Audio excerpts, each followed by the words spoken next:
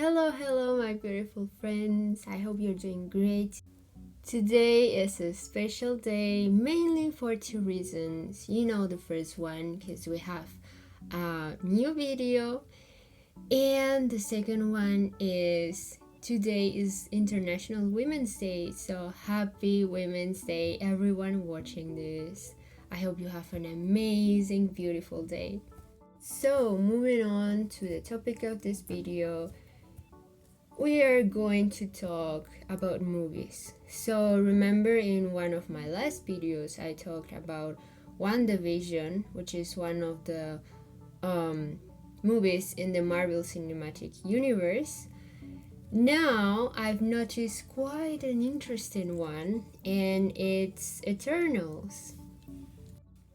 Disclaimer here before starting: if you didn't watch the movie yet and you don't want to be given spoilers, I recommend you to close this video and, do other things. However, if you're fine with it, let's just begin. So, I've noticed many similarities in this movie. One of these, of course, it's the spaceship. Like you are saying it now.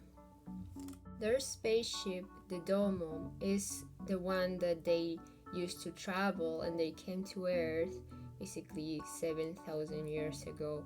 So as you are seeing it right now, I'm putting images. It's a classic Arcturian starship design. And it's quite interesting to see the design in a movie, in this planet, a human movie.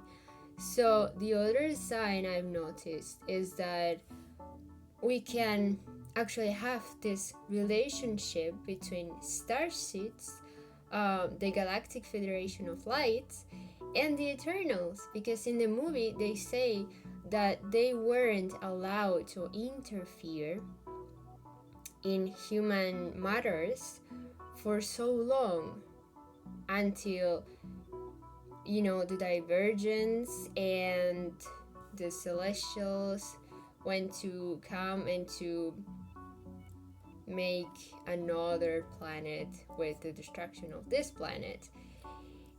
But coming to this point, this not allowing them to interfere is basically related to the law of non-interference, which applies to this planet as well.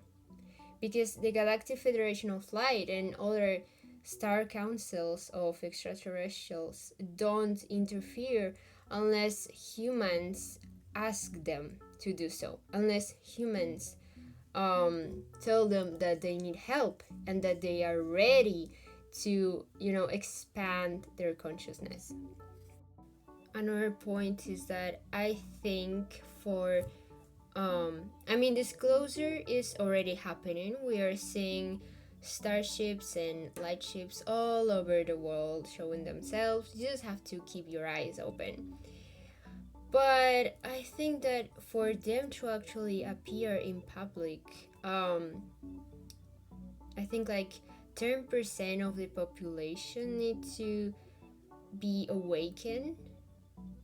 So the next point is basically psychic abilities, and I really love this point because we see in many characters, like for example Ajak has healing abilities, something very common in starseeds and in extraterrestrial races, in higher dimensional beings such as Arcturians, Pleiadians, Andromedans.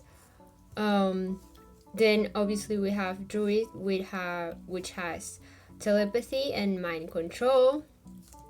Mind control, I think it's like the bad side of the ability. The ability itself would be telepathy, which is very common in higher dimensional beings and humans as well. In Icarus, we have levitation or flying, again a very common ability. In Thanos' brother, which is Ares, we have teleportation, something which will be available to humans as well on Earth. Then we have, of course, super speed, other abilities such as technokinesis, which is creating technology out of thin air, like using the cosmic source energy to create technology, using inspiration and creativity. It's something very cool. I just saw it in a movie and instantly clicked. We also have, of course, energy blasts for protection. You actually can activate all those abilities when you travel in the astral plane. And matter manipulation, of course. The third point of this is basically a reference to them being the sky gods. And this is an important point. I quite hesitated on creating this video or not, because I actually saw another one making a reference to the Eternals being the fallen angels coming to Earth to try to trick human beings in the end of times. But this is a very, I think this is not a very accurate depiction. I actually resonated more with Eternals being part of the Galactic Federation of Lights and Stars. This is for the simple reason that they, in the movie, they are always, I mean, some of them, part of them, are listening to Arishem, which is like the superior god, the celestial, which would be kind of like a reference to the beings who created the universe and are in the 11th and 12th dimension. But they have free will. So they are seeing humanity, they're seeing humanity suffer, and they didn't listen to him, and they went against them to stop the birth of the celestial Tiamut. Now, I would understand this perspective in the other video, but I mean, extraterrestrial beings were always here with us, and many of them, not all, of course, but reptilians, greys, for example, they didn't have good intentions. So I can understand the perspective coming that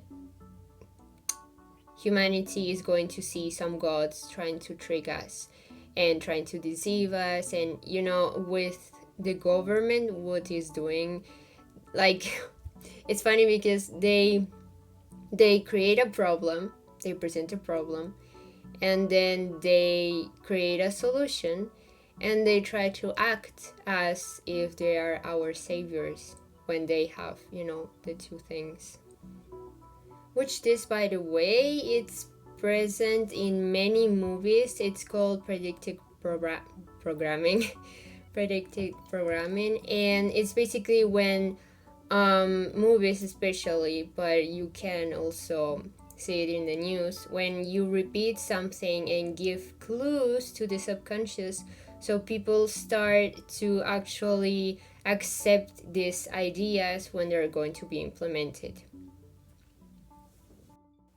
I actually see a different light in this movie, because Ajax first and then Cersei, as leaders of the group, did a change and actually wanted to help humanity, right?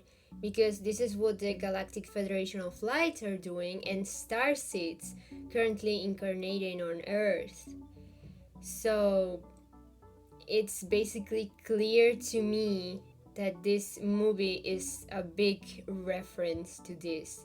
And I really liked it because Marvel, I mean, I'm not a very Marvel fan, but I can say I would be watching this movie for indefinite amount of times. We also have the reference of the Celestials, which are like the creators, the beings. I mean, in the movie they have a physical body because it's It's a way for the human mind to actually understand. But higher dimensional beings don't have a physical body. So I think the celestials are a reference to this.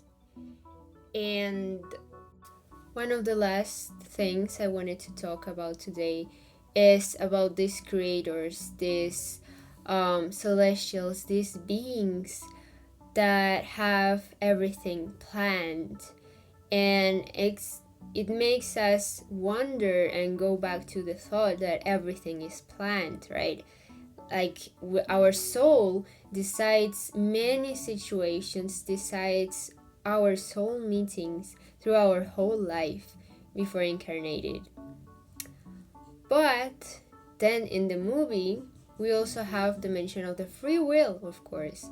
So even though our soul usually decides and chooses specific situations and souls, then we have our own free will, so we can decide which path are we taking.